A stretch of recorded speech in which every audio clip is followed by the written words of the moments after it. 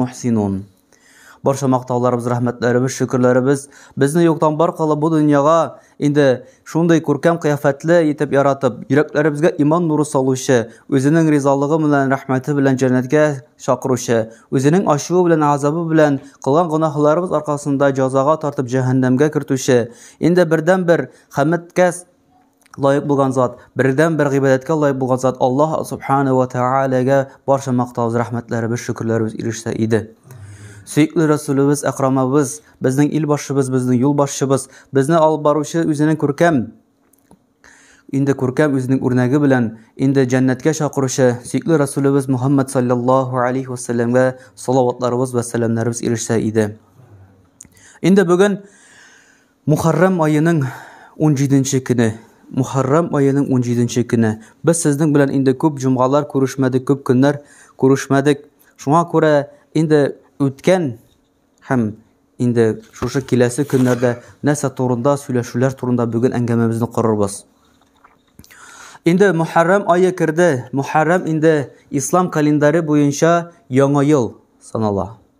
Endi yangi yil bo'lib ani musulmonlar kengashmasida, ya'ni ul Peygamberimiz Muhammad sallallahu aleyhi ve sellem Allah Teala'nın Kur'an bilen ingen vakitte tugul, Kur'an bilen ingen vakitte tugul, Peygamberimiz Muhammad sallallahu aleyhi ve sellem etken söz bilen tugul, ama Müslümanlar jıyılıp Umar ibn Hattab radiyallahu anhu halife zamanında karar kıldılar.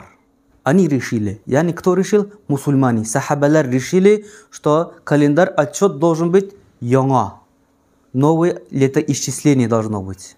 Bu hadis bilen de kelmedi, Kur'an bilen de kelmedi. Bu keldi şuşa Müslümanlar jıyıldı. Yani mana şuşundan gına ağlanıp bula ayma Müslümanlar jıyılıp mana şuşunday zor karar kıldılar. İşte bütün sonundan soň sahabelerden alıp kıyamet gününe katlı Müslümanlar şuşa kalendar boyunca yaşaylar. Bütün sonlar şunun boyunca ötkerilirler. Yani bu şunday dürüstten de bu kalendarını uylap taptılar degan söz tugul. Bu Peygamberimiz Muhammad sallallahu aleyhi ve sellem bu kalendar bilen yaşanma degan söz tugul. Yaki o vaqtda iki kalendar şoy sanal barayı. Birisi şuşa Gregorianski, ikincisi indi mana şuşa Peygamberimiz Muhammad sallallahu aleyhi ve sellem yana şu ay vaqti bilen lunni kalendar bilen deb aytamiz, miladi bilen. Ama da lakin musulmonlar qarar qildilar, что именно şuşa mana şuşa kalendar bilen gene yaşayacak biz. Hem alarga kerak buldu bilirge qaysi kundan biz sanavını başlayız. Kimlerdir ayttılar Peygamberimiz Muhammad sallallahu aleyhi ve sellem doğandan, kimlerdir ayttılar Peygamberimiz Muhammad sallallahu aleyhi ve sellem peygamber buludan. Hem qaybirlere ayttılar o Peygamberimiz Muhammad sallallahu aleyhi ve sellem Mekke'den Medine şuruna koşkaçtan soň переселение dediler. Mana şundan soň indi Muhammed ibn Hattab aytdı, dürüstlükte переселениеден соң musulmon dini ko'tarildi. Yani muhit barlıqqa keldi, islom muhiti barlıqqa keldi, davlat barlıqqa keldi. Mana şundan saylab deyip indi şuşa переселение Muhammad sallallahu aleyhi ve sellem 622 yılda bilen sanasak miladi bilen hicret bilen indi ol birinci yıl bulup sanaldı. Ha Muharram ayı indi haram aylarının birincisi şuşu Muharram ayı yılның birinci ayı bulup sanaldı.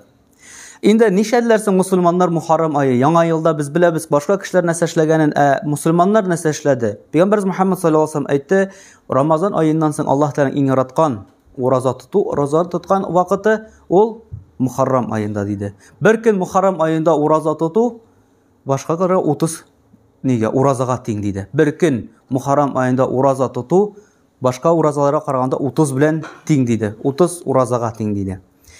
Yani şulay yok. Eğer de мы шағыштырма нетсек, если даже посмотреть, как Мухаммад саллаллаху алейхи ва саллям отмечал свои праздники, отмечал день рождения, десек, отмечал Новый год, десек, мы увидим, что он всегда нәрсе делал, постился, ураза tuttu. Бүгін инде біз нәрсе нетсегіз, біз кімнен ереміз? Біздің культурадан болмаған, біздің динімізден болмаған, біздің милләтімізден болмаған кішілер атынан ереміз. Мы следуем за теми, которые не являются из нас, не из нашей культуры, не из нашего народа, не из нашей местности, не из нашей религии. За кем?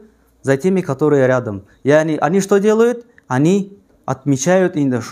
Туганнар апкалар, нилер, тиги, әйберләр әзерлиләр, тортлар әзерлиләр, нилер әзерлиләр. Шунда хамыр да, хамыр булмаса да хәтта.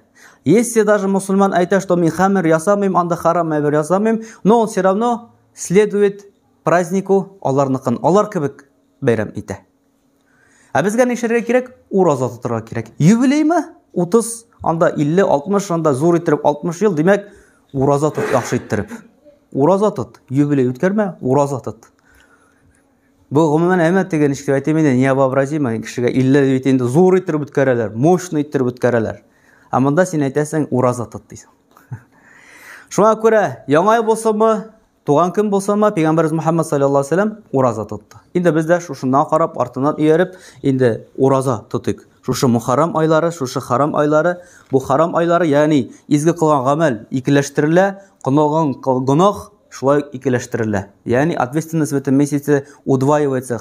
Грех делаешь, удваивается, савап делаешь, удваивается, потому что это месяц харамный месяц. Бу вакытта харам айларында сугышырга ярамый. Ягъни Пәйгамбәрбез Мөхәммәд саллаллаһу алейһи ва саллям монда запрет куелды, дин буларак 4 ай харам айлары. Белсә шуның мухаррам.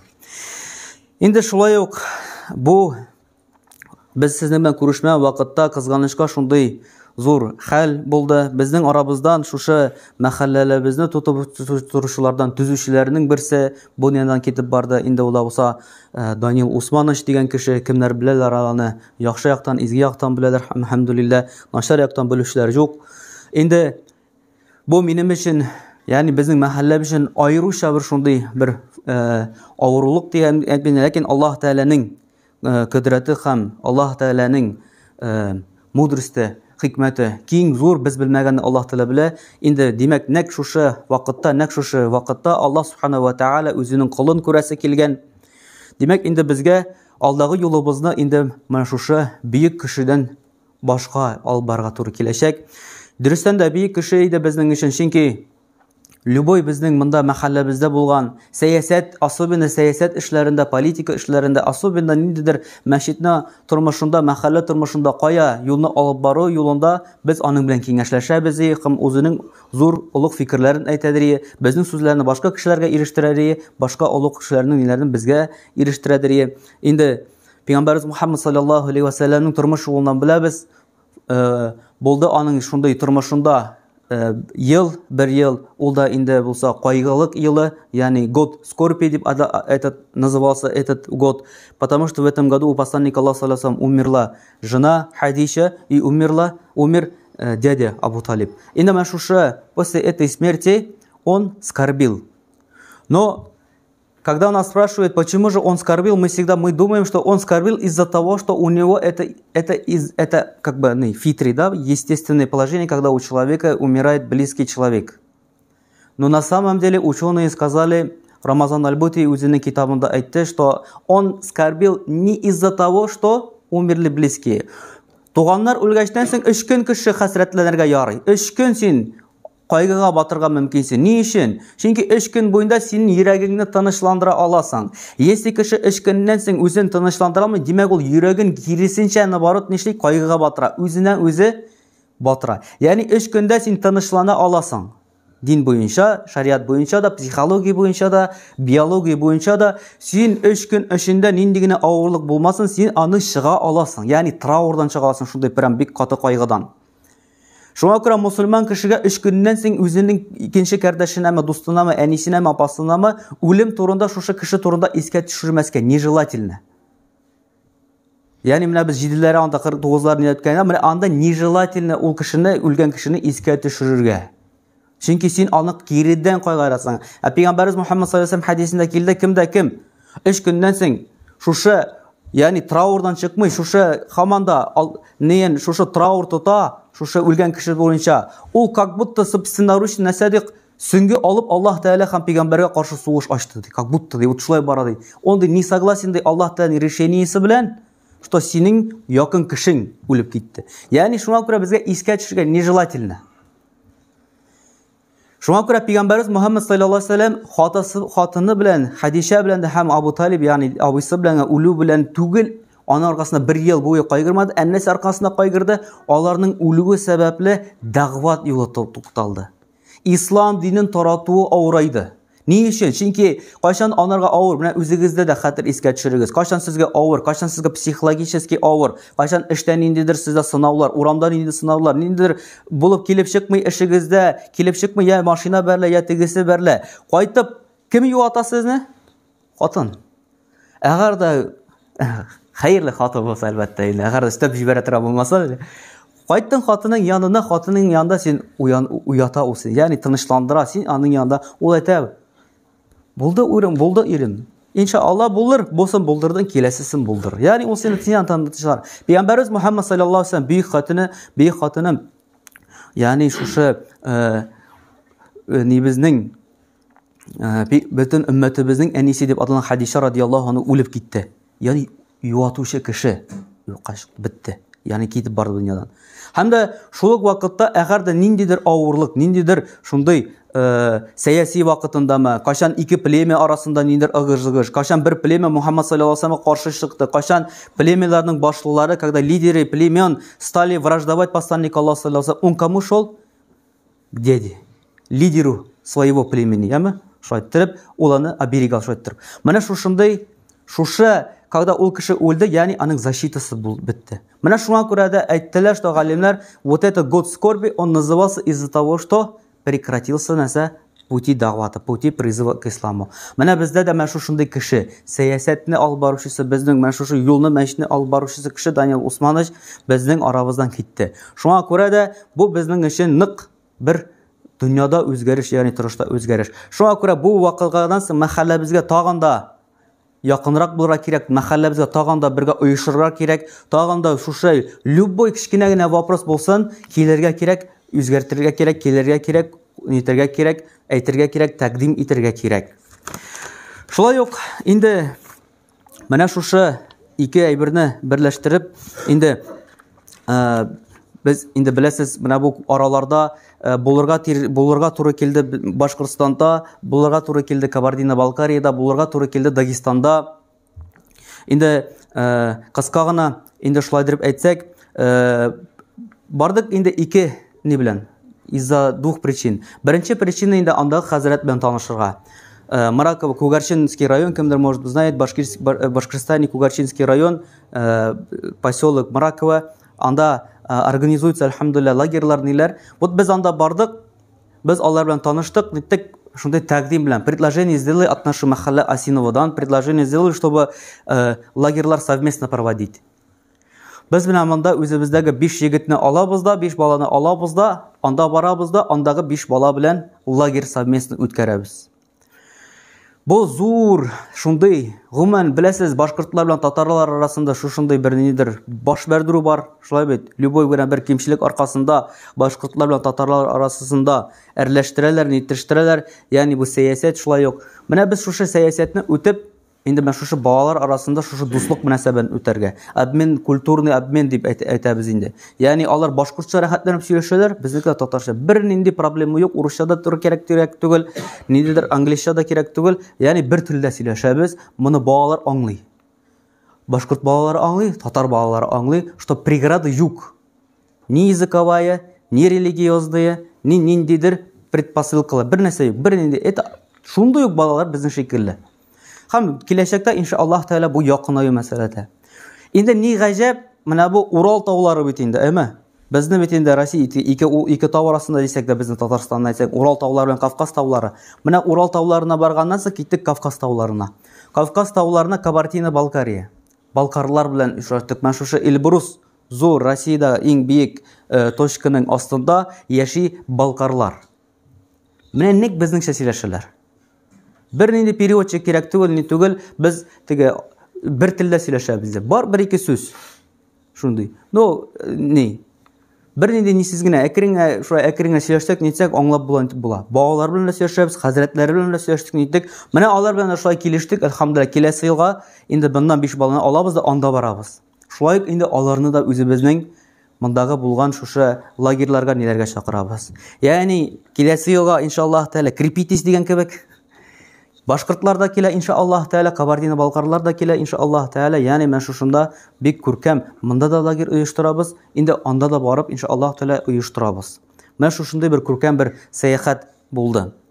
Анасын әйтеп үтәргә кирәк, үзебезнең матур гүзәл якларыбыз турында. Менә шушында бер иток белән кайттык. Әгәр дә эшләргә кирәк булса, хезмәт кылырга кирәк булса, зарплатлар без беләбез яхшы. Северда, нидә, шушы җирак якларда, салкын якларда, әйме Әгәр дә матур гүзәл яклар карыйсы килсә, диңгезләргә барырга, анда таулар карыйсы килсә, Эльбрусларга, ниләргә, шушы Кавказ тауларына, яки инде яшисең килсә, яшәргә кирәк Татарстанда. Иң рәхәте яшәргә Татарстанда. Тауы да бар, күле дә бар, елгасы да бар, җире дә бар, кызуы да бар, салкыны да бар, кары да бар, бөтенесе дә бар. Менә яшәр өчен иң рәхәте, оказывается, Аллаһ Тәгалә шушы зур никмәте, зур рәхмәте инде бу менә шушы Татарстан, шушы менә шушы урта иде буйлары. Инде шулай инде әйткелгәнчә, актыктан гына шушы без инде һәр елны төзибез сезнең белән планнар. Менә шушы инде яңа Мөхәррәм ае килеп 1445 ел килгәчтән соң без инде менә шушында яңа планнар төзибез. Бу безнең үткән планнар. Шушы планнар буенча безнең күп эшләр, әлхәмдүлилләh, эшләнеп бара. Без инде бер җомгада әйтеп үткәнек, планнарны язып кую яхшы дип. Планнарны язып кую сүннәт гамәл, сүннәт, ягъни Аллаһ Тәгаләнең сүннәте. Аллаһ Субханаһу ва Тәгалә дөньяны барлыкка китергәнче, ягъни вот ничек аталу, тайм менеджмент дип аталамы, ни аталамы? То, что кто это сам придумал, сам Всевышний Аллах. Сам Всевышний Аллах Та'аля перед тем, как сделать что-то, Он записал. Безге да надо перед тем, как что-то сделать, надо записать.